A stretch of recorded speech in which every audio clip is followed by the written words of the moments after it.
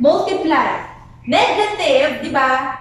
Sa rule po ni integer, negative multiply to negative would give us positive. So, negative 1 multiply to negative 1 would give us positive 1 plus 3. This is now negative 4 multiply to positive 1 would give us negative 4 plus 3. Again, people, applying again yung rule ni integer. Diba? Addition and subtraction of integer. Ganito yung technique. Makinig ha, ito po yung technique class. As you observe, kapag naka-encounter ka ng dalawang integer or dalawang real number na magkaiba po yung sign po nila, meaning to say, we are going to subtract. Makinig ha, by this situation, since magkaiba po yung sign po ng dalawa, we have negative 4 and positive 3, we're going to subtract them. And kaipuhan na i-consider si sign katong halangkaw na value.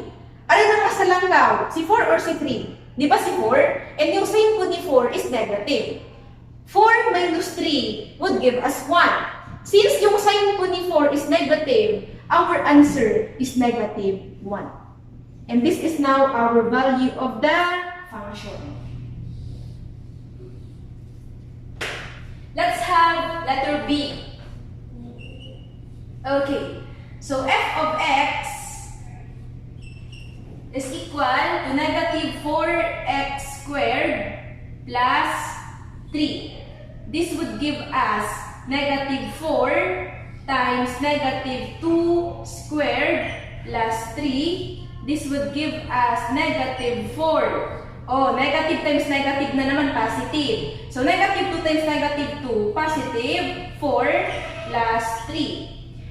Ngunya, negative 4 multiply to positive 4. Since they have unlike sign, negative baga times positive or positive times negative baga would give us negative. So, this would give us negative 16 plus 3. O, as you observe class, magkaiba na naman ang sign ninda.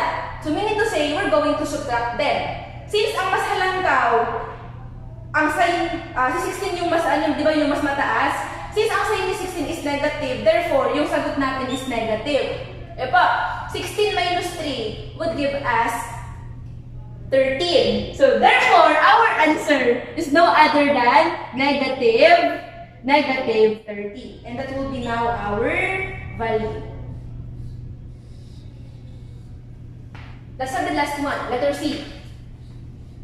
F of x is equal to negative 4x squared plus 3. This would give us negative 4 multiply to positive 2 squared plus 3. We're gonna have negative 4 positive times positive by the rules of integer, that would give us positive. Positive 2 times positive 2 would give us positive 4 plus 3. So, the same answer po tayo, class. This will give us negative 16 plus 3. Masalang ko sa 16. Ang sign ni 16 is negative. Negative, kapihon mo. 16 minus 3 will give us 13. And our answer is negative. Our answer is negative 13. And that will be our value for the function. Alright, so, example again. But this time around, class, let's consider a piecewise function.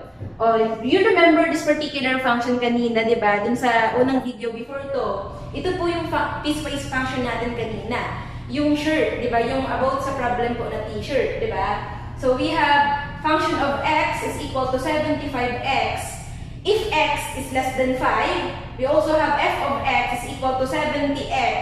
If x is less than or equal to 10, but less than or equal to 5. And we also have the last function, f of x is equal to 65x if si x daa greater than 10. So this time around, since we are talking about evaluating function, let's evaluate this particular piecewise function with this particular value of the domain. We have 2, we have 8, we have 12. Sabi ko sa inyo, di ba, before this video, I told you, class, that when we say piecewise function, we are actually considering a particular condition. Diba? So, upon evaluating the function that involves piecewise, we are going to consider the condition. Ito pong part na to. And upon considering the condition, maa-apply na po natin yung corresponding value of the domain. So let's do it. Let's have first the value of 2. Determine the value of the function at x or the domain which is equal to 2. Since ito baga, as you observe, considering the condition class, si 2 baga, mas baba po siya kay 5. Diba? Si 2, mas baba siya kay 5. Therefore, we have the value of 2 and sa condition baga, ang x daa is less than 2. I hope you're getting my point. Si x baga is less than, si 2 baga less than 5 siya. Ang first function na digdi ang condition niya daa, x is less than 5. Therefore, ini pong domain na ini pong value ni 2, ma-full po siya digdi sa first function pa. And meaning to say, siya po ang gagamitin ta para ma-evaluate ta ang function. Let's have letter A. F of 2 is equal to 75x. We have 75 multiplied by 2. Our value of the function is no other than 150. Wherein yung value ni domain is positive 2. And this will be now our answer. Okay, so let us consider the second value of the domain.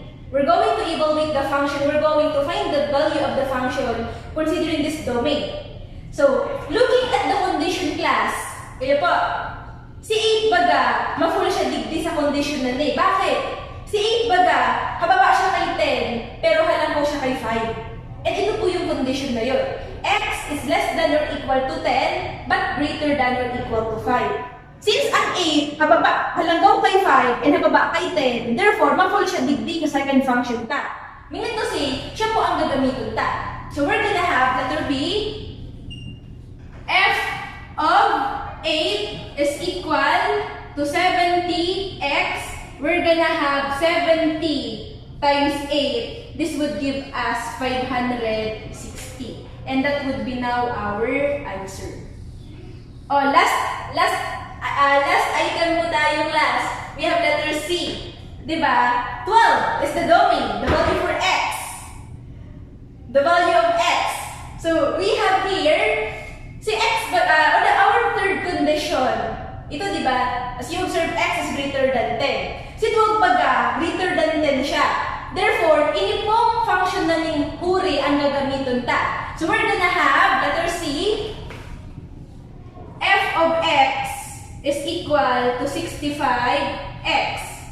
We're gonna have f of 12 is no other than 65x. If I am not mistaken, class, 65 multiplied by 12, this would give us 780. And that will be now our answer. Alright, that's it.